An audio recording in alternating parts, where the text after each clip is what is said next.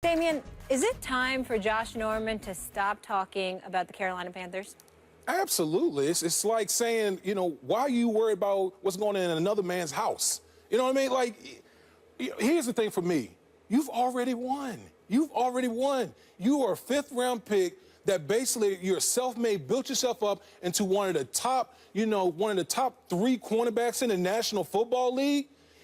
They decide to let you go. You're now the highest paid cornerback in the league, and you're concerned about the Carolina Panthers and what's going on over there? Like, to me, that makes no sense. It just reeks to me of a guy that just wants some attention, wants to kind of talk about what happened with Carolina and Julio Jones. Hey, I told you so. So what? You need to be concerned about what's going on in Washington and that secondary in Washington. That's what you really need to be concerned about. Because, listen, Carolina as an organization, particularly on defense, they've never paid anybody in their secondary. You knew that. I'm sure your representatives knew that. They poured their money in the defensive front. So the fact that you moved on to Washington, got paid, got your money, again, I ask, what possible reason do you have for talking about another man's house? Doesn't make any sense. I have an answer for that. I have an answer for that because I love this. I actually love this. And you're talking from the point of view of a player and a team player and a guy who's trying to win football games. But I'm just talking about from maybe it's more of a fan's point of view or maybe a human point of view. Josh Norman built himself from 5th-round pick to elite defensive player on his competitiveness. This dude is just next-level competitive. So however he's rationally knows in his rational brain, they're not going to pay me like that, whatever. What he's telling himself is, oh, they think it's just their system. They think I'm a system corner. They don't think I'm a cover guy. They don't think I'm worth the money. I'm going to show them. That's what it's all about. Now, when can you talk? When your team wins. The team just won a couple of games. And when the team that got rid of you just lost. And when they got burnt by an elite receiver that you put a guy on who's cheap because they didn't want to pay you. That's when you talk. Here's the downside. You talk in good times, that's all right. There will be bad times. The Panthers are going to be good at times. And I think they're a better team than Washington. And you will get burnt at times trying to cover guys. And that's when you're going to get criticized. And that's why I hate him because he's on Washington, I'm a Giants fan. But that's why I love Josh Norman, the player, because he's willing to put himself out there, knowing what the consequences are, knowing just like even though he's not really a cover corner who's just going to shadow a guy all day and everything, but knowing that even though that's not his job, he will still get blamed. When someone catches a touchdown pass and he's in the frame on your TV screen, oh, look, they caught it on Josh Norman. Knowing that, he'll still talk smack going into that game, knowing that the Panthers are going to win and that the Washington's going to lose and there'll be weeks where they point the finger back at him. He's still willing to do it. He's willing to take that heat because he believes in himself. I love a guy like that. Listen, for him, he's just building up his reputation on TV. I get it. Okay, I guess it's part of this new wave of, professional athletes. They just want to brand themselves. But again, so you're gonna go talk smack about some rookies who are just going up against Julio Jones, who's just getting their feet wet. Like you haven't been toasted before, in particular like in practice with Deshaun Jackson toasting you in practice. I mean, to go out there and just to keep talking about the Carolina Panthers, bro, that makes you look silly. You're paid. You have the reputation. You're an all-pro type player. Again, I'm gonna ask you, Max, why in the world should he be concerned with the Carolina Panthers? They took it on the chin. Yeah, they took it on the chin by the Atlanta Falcons. Atlanta Falcons is balling right now. But again, Washington, he needs to be concerned about what the Redskins are doing as opposed to what some rookies in the Carolina Panthers secondary, what they're doing. He uses every little piece of motivation he can get. Now, I'm surprised at you, Damian. I don't get into all these, I'm going to use this for a motivational ploy. Listen, the fact that I'm stepping on the field and I'm getting challenged by the guy across me, that's enough motivation in and of itself. Why do I need to be motivated by, the Carolina Panthers, they released me, or, some rookie got toasted by Julio Jones? Who cares? I remember in 1998, the Yankees had won 125 games and the World Series, and Derek Jeter was the biggest star in the world. I remember Jeter, who never stepped in it, right, never said anything, saying after the season at one point, oh, they say we couldn't do it. And I thought, who said that? Everyone thought that you were going to win since you traded traded for Knobloch in the offseason. Everyone thought you were going to win 125 games. Who are these people who said you couldn't do it? When the actual opponent isn't there, the super competitive athletes have to invent them. Josh Norman actually has an opponent here. It's the Carolina Panthers. And everything he says is actually not directed at the rookie corner. He's actually giving him a pass. Look, you can't cover Julio Jones with a rookie corner. You can't cover him one-on-one. He's actually complimenting Julio Jones. Everything he says is directed at the Carolina Panthers' brains. He's saying, that was stupid to let me go. You're the team that didn't want to pay me. That was dumb. That was a mistake. And everything all the evidence he gives points to that. Well, let me ask you a question. Who brains do you trust more? The Carolina Brain Trust, who just came off a Super Bowl, or the Washington Redskins, who haven't done squat in I don't know how long? Who brains do you really trust now? Who, me? Yeah, you. I'm Carolina. No, I'm Carolina. Right. I'm talking about from his point of view. So this nonsense that you're talking about, I'm putting my faith in the Carolina Panthers. I don't know about this nonsense you're talking about. The bottom line here, matter of fact point is this. You need to be worried about the Washington Redskins, that secondary, because to me, the Washington defense, what have they done? What has he done in that Washington defense? Listen, at the end of the day, at the end of the year, we're going to be able to line all this up. And we're going to see where the Carolina Panthers are, and we're going to see where the Washington Redskins... I'll put my money on Carolina. Of course. I'll put my money on Carolina, yeah, sure. absolutely. But we're talking about from the player's point of view, and you hit on it earlier. He has a media career now. I mean, that's one of the things about Washington, and I think Dan Snyder's a bad owner. I think that's a bad franchise, and they make signings like this. A guy who's not a cover guy, now they want to turn him into a cover guy, and they overpay him and all that kind of stuff. They did the same thing with, it was Hainsworth. I mean, like, you know, they put guys in bad positions that they overpay after good seasons. It's not the way the NFL generally works. But one of the things about Josh Norman is he comes in and doesn't tell him, and now he has a TV show, and that became a news cycle. We discussed it on this show. He has opinions. He knows how to make waves. Here we are talking about. He has a career in broadcasting, and he's also looking out for that. Absolutely. I have a question for you, Max. Obviously, everyone knows that Carolina potentially made a mistake in letting Josh Norman go, but do you think it's more impactful when he lets other people say that than he actually goes out and says it? Of course it looks better if he doesn't say it.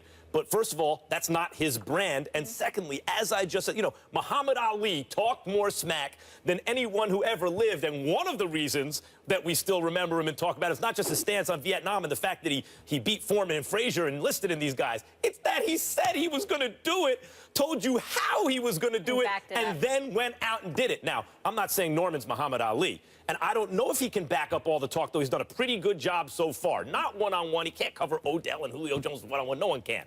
And particularly not him. But has he been an excellent defensive player? Yeah. And the fact is, there's at least a correlation right now. I don't think it's causal. I don't think it's the reason. But he left Carolina, and they are now 1-3 and looking bad and just got burnt by an elite wideout. I mean, if you're going to say something, now's the time, and he said it. No question. I hope it holds up. Listen, after a Super Bowl, most teams have hiccups after the Super Bowl, you know, in particular a team that loses. So I just want to see how this whole thing plays out, because right now you're yapping. You're doing a lot of talking right now off of one game. Mm-hmm. Man, don't let me see you getting roasted out there, because you better believe he knows. He knows. He knows, and he's willing to take it. He's willing to take the heat. There was a great piece last night. I don't know if you guys saw it on E60. Lisa Salters did a whole interview with Josh Norman, his brother. It's really interesting. His whole journey, though, coming from the 5th round, what he did and everything he overcame. Definitely check that out. Stephen A. will be with us shortly, but coming up next. So as we approach Week 5 in the NFL, Westgate Las Vegas Superbook has ranked the NFL teams with the best pro football championship odds, and no surprise, the dynasty that is New England has the best odds to win it all at 4-1, followed by Green Bay at 6-1, Seattle 7-1, Denver 8-1, and then Minnesota at 9-1. Max, I want to start with you here. Should New England be favored to win it all in Vegas? The answer is no. But first I want to explain what odds are really quickly. The betting line that Vegas sets, they're just trying to get equal action on both sides of the line, right? And then if there's more action on one side, the line moves. So those odds can change. But they're just trying to predict what the crowd is going to say. And if you read James Surowiecki's book, The Wisdom of Crowds, it explains why the line is so hard to beat. Because the crowd makes really good predictions. Everyone's wisdom put together, which is basically what a betting line is, will over time do better in terms of predicting things than the smartest member of the crowd. Think about that for a second. The dumb people actually make the crowd even smarter than the smartest person. It's weird that way. So the betting line says the Patriots, and that makes sense because most seasons in most sports, we know who's going to be in the mix. The Spurs, not this year because of Kevin Durant, but most years the Spurs will be in the mix. If you set the Spurs, among the favorites, that's going to happen. Alabama, every year. And the Patriots fall into that category, obviously. Every year, you want to sound pretty smart, pick the Patriots. They're going to be right in the mix. But how far do they get into that mix usually? Well, in recent years, that depends on the health of Gronk. Gronkowski's health determines that. Because Tom Brady, who, as I said, has at most a season and a half left. He could fall off the cliff any minute, given his age. This is what happens in the NFL. But Tom Brady's greatness in recent years is his lightning-quick ability to read defenses and make great decisions with the ball. He reads things so quickly and makes such great decisions that they're always a playoff team. But when they advance in the playoffs, when they threaten to win a Super Bowl, is when he has a guy in Gronkowski that allows him to be less than perfect. Just chuck it in his direction. He'll come down with it. And when Gronk is on the field, the Patriots absolutely are among the maybe two favorites in the AFC. But when he's not, they're not. They're just not. And it's really early, and Gronk has already had health concerns this year, and given Brady's age and Gronk's health pattern, I don't think you can put them ahead of the Denver Broncos, who just won the Super Bowl last year, beat the Patriots in the playoffs, with Gronkowski, by the way, and has since then looked better. Their offense looks better. Their defense looks as good as ever. I wouldn't put them ahead of the Broncos, and that's just in the AFC, Damian. Oh, Max, let me break this down to you. And here's why I believe the Patriots should be favored. When you go back, first of all, let's start with this year. Let's start with this year alone. Here we are at the quartermark, New England 3-1 without Tom Brady. Mm-hmm. With Tom being suspended, what the Patriots were able to do, they were able to identify things that they could work on to become an even better team. You know what they've done? They've become an even better rushing team. Another thing that people don't talk about is their defense. They've always had an underrated defense. They got boatloads of talent on the defensive side of the football. They got their old offensive line coach back, Dante Scarnecchia, which has been a problem for the New England Patriots the past couple of years, the play up front. So when you combine all those things and the fact that they haven't really had to play Gronk because they've been doing so well. So all this time, Gronk has just been getting healthy. Now you enter into the equation Tom Brady, who we know is gonna come play with it like his hair is on fire.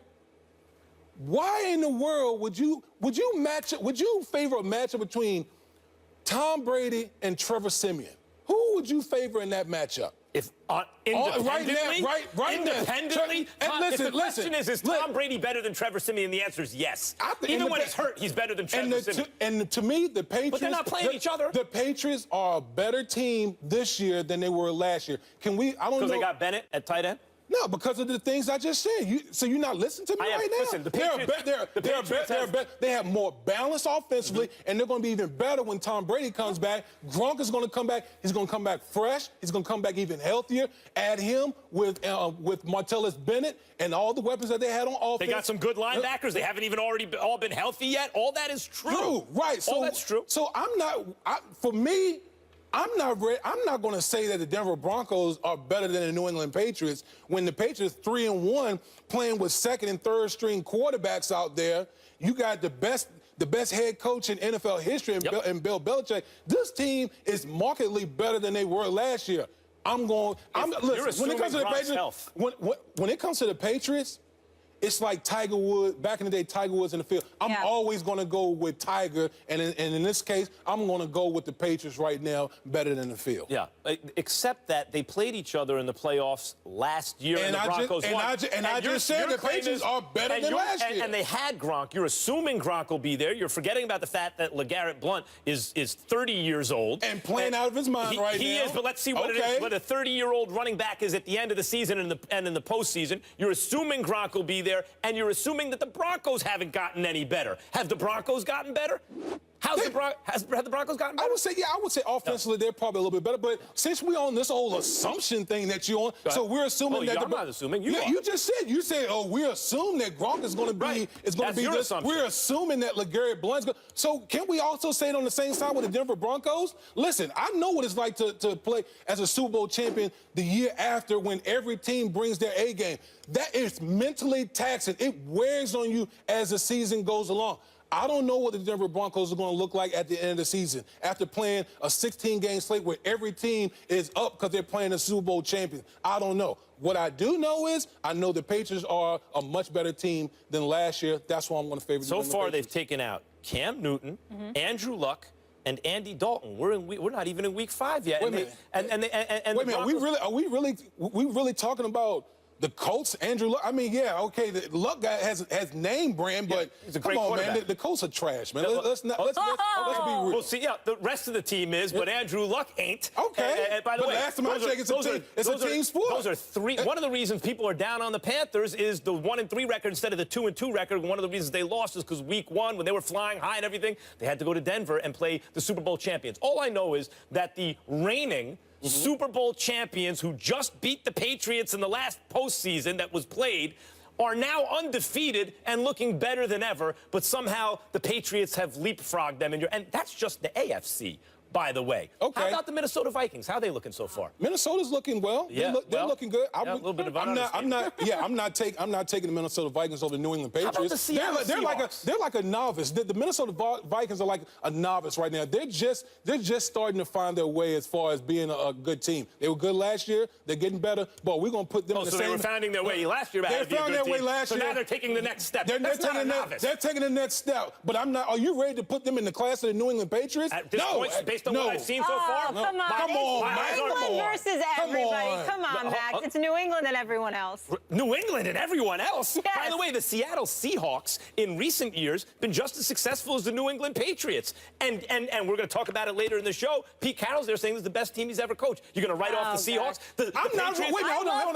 Listen, I'm not writing off anybody. I'm just making my case as to why I feel the Patriots should be the favorites going Basically, what everyone's forward. argument on the Patriots was, and it was mine too, until I saw what the Broncos, the Broncos after a certain time would say, okay, I got to back off that, is that, look at them. They're 3-1 even without Tom Brady. Just imagine, we're projecting forward and imagining what they're going to be with Tom Brady, and therefore we're giving them the credit that they have not yet earned this season and leapfrogging them over another team that has earned that credit this season and last. And here's what